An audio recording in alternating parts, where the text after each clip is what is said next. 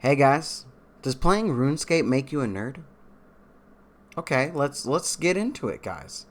We're here playing a little bit of old school RuneScape, having some fun on leagues, and I got a comment that said I was a nerd for playing RuneScape. Now listen, hear me out.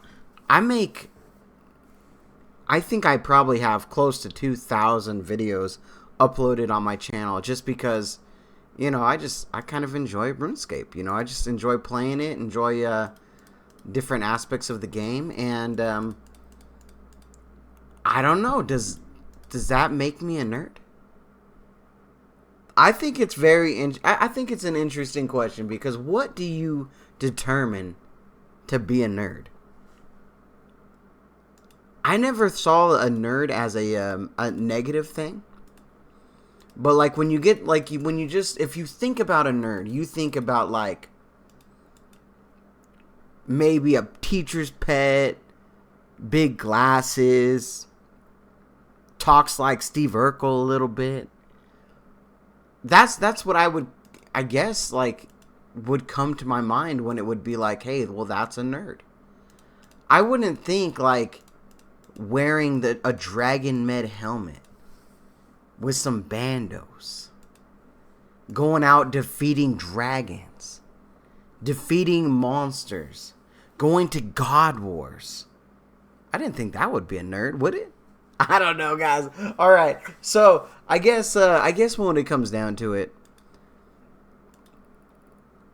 if playing RuneScape is a little bit nerdy of a thing to do, I don't mind that too much, guys. I don't mind being called a lot of things on the internet just because when you put yourself out there, that's just kind of the way it is. I'm never gonna be like I'm not gonna do this because this is not cool. I'm not gonna do that because that's not cool. Listen, I like old school RuneScape. I like World of Warcraft. I love skateboarding. Skateboarding's fun too. Haven't been able to skate as much lately just because just because reasons. I like Pokemon. I like buying cards. I like selling cards. Haven't really traded any cards very much, but I do like me some Pokemon. I will have some graded Pokemon cards coming in.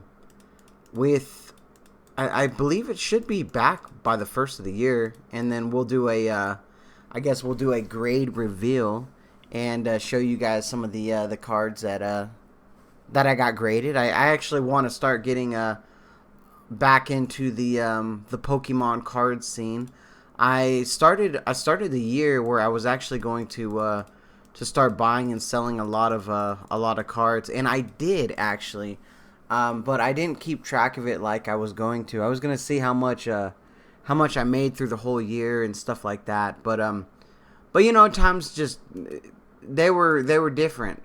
This year was definitely a very interesting year, and we'll do like a summary of 2024 video. I think that will be a fun one. But but yeah, I definitely want to get back into buying and selling cards because there's a lot of cards that I would actually love to add to my collection, and there's some binders and stuff that I would love to put together. I know a lot of you guys actually like Pokemon cards and things like that. Maybe you guys like Yu-Gi-Oh or Magic. I never got into Magic the Gathering. I do have some Magic cards, but they ain't nothing crazy. They're probably like more modern stuff. And then I do have I had some older Yu-Gi-Oh cards, but to be honest, I don't even know where those are anymore. But I'm more of a Pokemon guy, and I love me some Pokemon cards, and there are some binders that I want to put together. And we all collect different. I don't know if some of you guys like PSA cards, if you guys like raw cards. I like binders. Like I just love flipping through a folder and just seeing the collection. That's kind of what I like. Just personal preference for me. Like I have my original 100 and 1 to 151 from base set jungle fossil. Now the Doug trio though is a rocket one. I do have the original. I might have to just put the original because I always have to put that disclaimer there. But you know what? I really like that card, and it's the only rocket card that I have. So we have rockets like Doug Trio or whatever it is, and it's coming out of the floor. It's holographic. It just looks good. So I did put it in there, but I don't know. We'll see. But I do have 2 cards coming back from grading that are vintage cards. I don't really grade a lot of cards, but I do love the vintage cards the most. The newer cards look great. I love the artwork and stuff, and I do love to collect those things. But the older vintage cards, just they kind of unlock some memories and stuff for me. You know what I mean? I got 2 cards coming back that are from base set. I have a base set Blastoise, which I don't think it's gonna get a very good grade. I'm guessing a 4-ish, which I probably will sell the card. It's just I hate selling older damaged cards that aren't graded because it's just so hard to put a price on it. So when it's graded, it's just so much easier. It's hey, this is a 4. This is what I want for it. Versus yeah, this is what I want for it. And they're well, that's a little damaged. And, I just don't want to deal with that. But I do have a card coming back that I'm actually really excited about. And I hope it gets a 1. I know this sounds weird. But I sent in a Alakazam, a Shadowless Alakazam. Not a Shadowless first edition. Just a Shadowless Alakazam. And it was pretty damaged. So I'm hoping it comes back a 1 because I think the 1s are kind of cool to have too. The 1s kind of tell a story, of a surviving card that maybe was neglected in the past and played with and used and abused, but now this card is still around, and we can put some protection on it and let it last for however long. So I do have those, and I do have some modern cards too. I got some a few Charizard. Do I have a few Charizards? Yeah, a few Charizards actually. A few Charizards. I got the alternate art Chilling Reign Moltres. Dude, it looks so good. I actually got 2 of those. 2 of those I sent in, and I did send in the 151 Venusaur. The illustrator art, I did send in that one, so we'll see. We'll see what that gets. I don't think they'll get anything crazy, to be honest. I did send in the 2 Charizards that I sent in. One was the Mega Charizard from Evolutions, and then I did send in the Darkness Ablaze Charizard. I don't think the Darkness Ablaze one. Maybe we'll get some 9s out of this bulk. I don't think we'll. Man, will we get any 10s? We might. One of the Moltres, I think, has a pretty good chance to get a 10. The other Moltres, I'm guessing it's a 9, just because centering. But the Venusaur, it's hard to grade the 151 illustrator arts. So if it does get a 10, that is going to be in my collection for a while, because that card is just going to skyrocket one day. Because, I guess we should do a... if you guys made it this far, would you guys like me to talk about Pokemon investing? Because I do have some thoughts. I've been around the cards a long time, and I've seen what cards go up, what cards go down. And I feel there's some cards out there that I'm listen, these are some cards that are going to do pretty good. And, I would love to talk some Pokemon investing. I just... it's just not something the channel does, but we're almost at the end of the year. I might actually put out some random Pokemon videos for you guys so you guys can see them. They won't probably perform very well. This isn't a Pokemon channel, and I'm not going to make it a Pokemon channel.